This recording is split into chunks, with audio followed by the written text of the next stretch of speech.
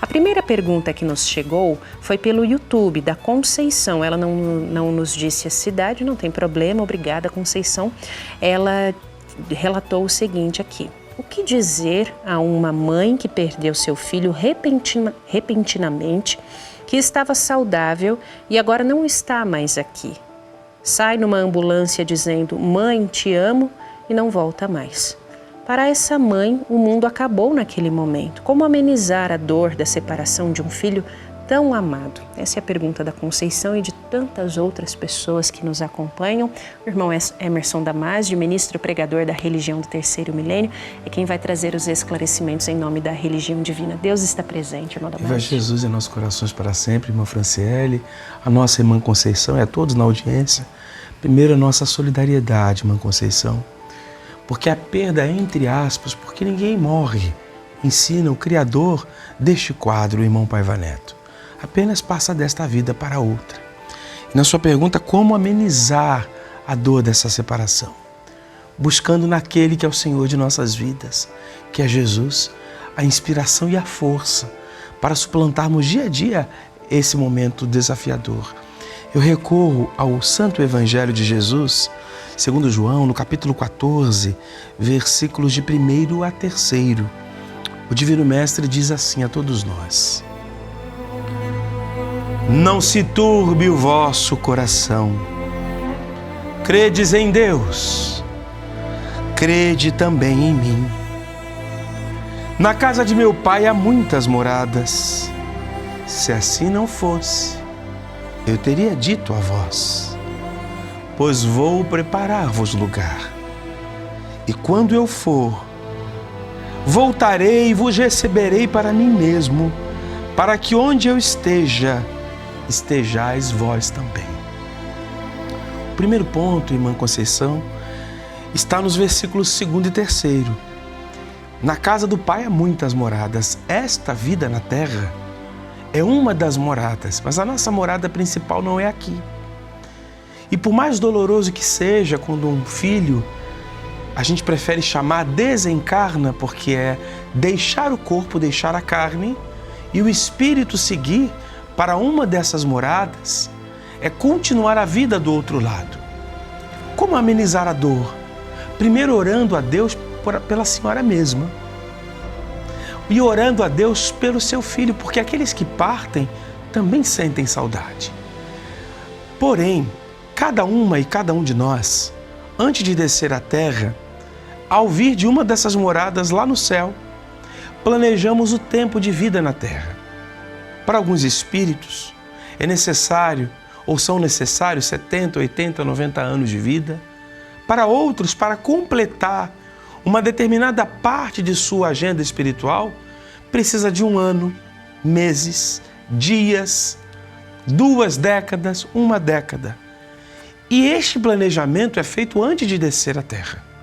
Os pais também sabem, são levados em espírito.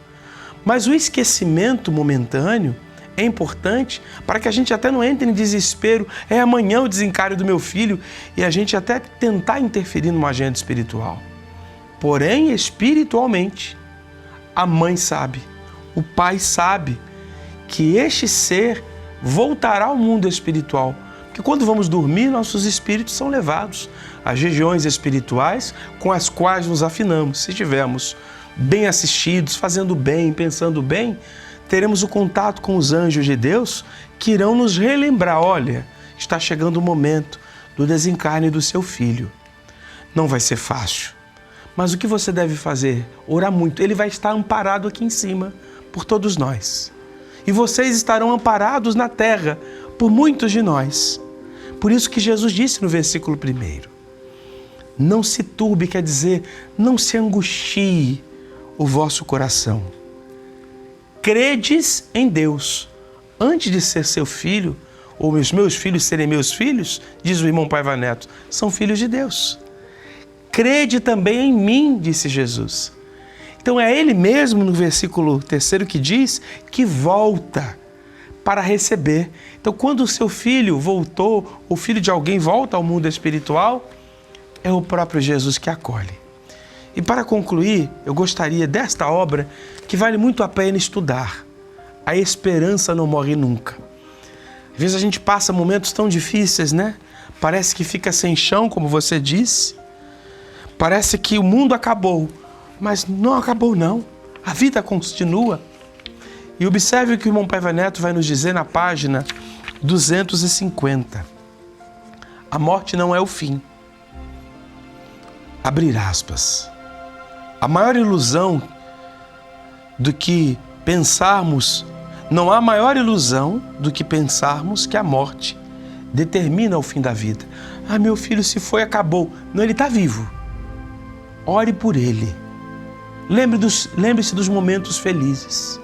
E na hora em que você espiritualmente estiver com o coração atenuado, mais tranquilizado, em espírito durante o sono, poderá se reencontrar com seu ente querido. O irmão Paiva prossegue. E derrotar esse engodo nos motiva a olhar adiante.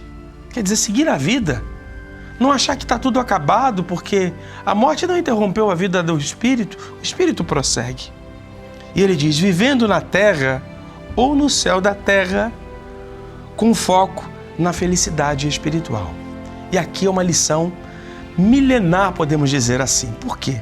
Os que ficam precisam fazer bem a sua parte para que espiritualmente tenham condições de se reencontrarem com aqueles que partiram no tempo certo, determinado por Deus, sem que apressemos. Porque se nós nos deixarmos levar pelo sentimento de tristeza profunda, sem cuidar dela, o luto é um processo, ensina a religião divina, que precisa ser respeitado. Mas nós não nos entregarmos, não acharmos que a vida não vale mais a pena, ela vale. Porque ele, o nosso ente querido, está numa região espiritual.